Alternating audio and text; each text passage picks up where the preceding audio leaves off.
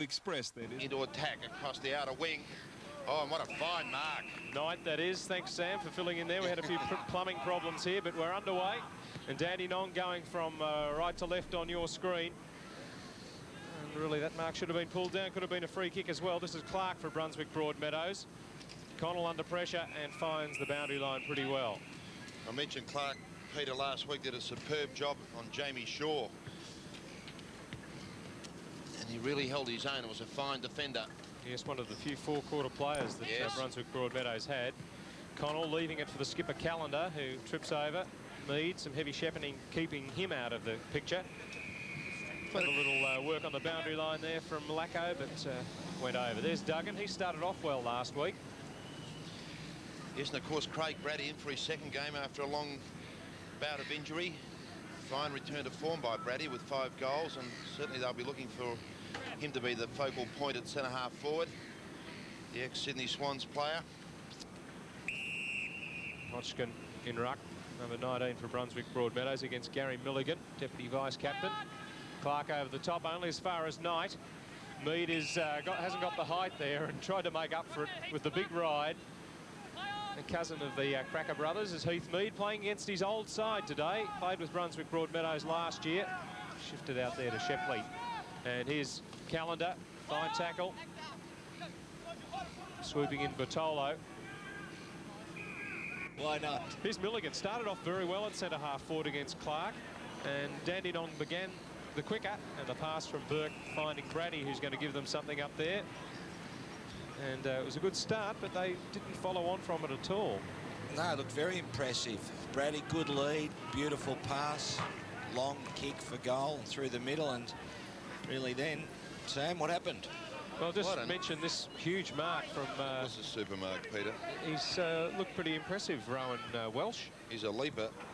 I think both coaches' major concern, Phil, I mean to say they've both had plenty of the ball, but they're just having trouble penetrating the defences, aren't they?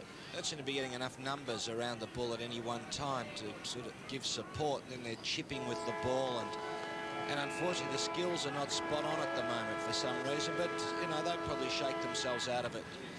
It often happens. You can get a slow start and the game fires up. There's the big leap that Peter was talking about.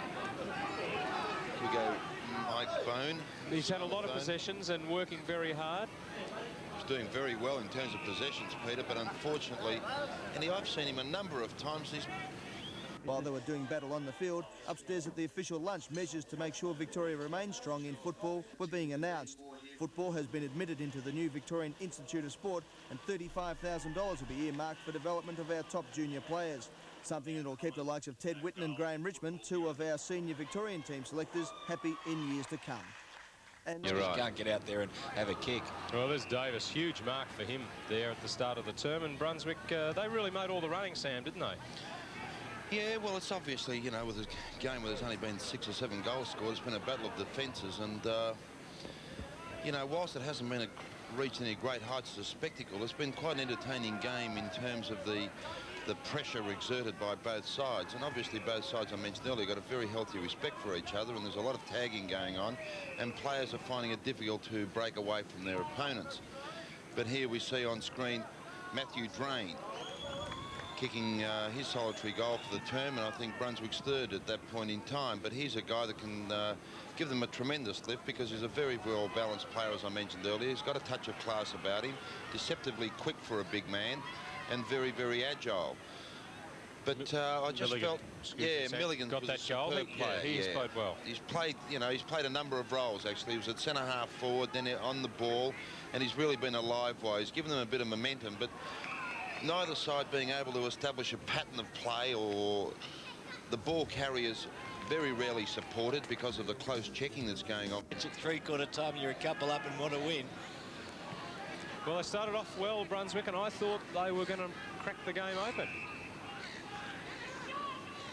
And Drain gave them something up forward. They were the better side. 2 goals. The first 15 minutes, Peter, there's no question that they looked the better side, and, you know, it was displayed on the scoreboard. They kicked a couple of goals, and Drain, as you mentioned, was a focal point in attack. But the latter part of that quarter, and directly, I guess, through Elshaw, resulting in 2 goals, Dandenong really got on top, and I thought they just broke the shackles that Brunswick had applied all afternoon. Few of their players, Lacko found space. Knight running through the middle. And I thought Mackenzie at centre-half back was a good player, running, streaming down through the corridor and creating opportunities. Brady, a fine leading forward. Drone's second goal for the quarter. Yes, but all in all, there's nothing in it. And Graham Layden at three-quarter times, and totally right. He said we've got nothing to lose. If we're going to get beat, we might as well get beaten by 10. But at least let's endeavour to do something. And they've got to take a few more risks, take a chance. Players have got to work harder. And if it comes off, well, the reward's big. If it doesn't, well, the bottom line's still the same as it's going to be anyway. But they certainly will come out. And if last week's an indication, I don't think we'll see a reversal of last week, but Well, they'd only have to kick half as many goals. well, exactly, but I don't think I still feel they're in with a show here. I still don't think Dandenong have shaken them off completely in the stats. Yeah, and yet you really have not played as well as we know you can. You've had injuries, we all know that, but we've struggled. It's a nerve-wracking game every week. You've got to keep winning them. We've just been getting through by the skin of our teeth, but anyway, it's nice to keep getting the 4 points. Port tomorrow will be hard.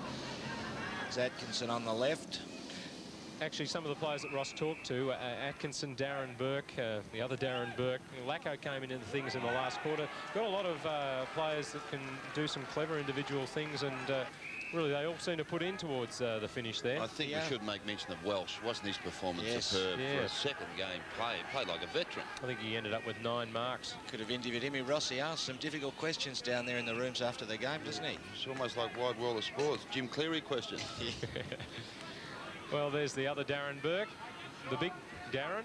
A lovely guy, Jim Cleary, too, if he's listening. And Wicks there. Yeah, a very good game all around the ground, wasn't he? Wicks can be a defender or a forward.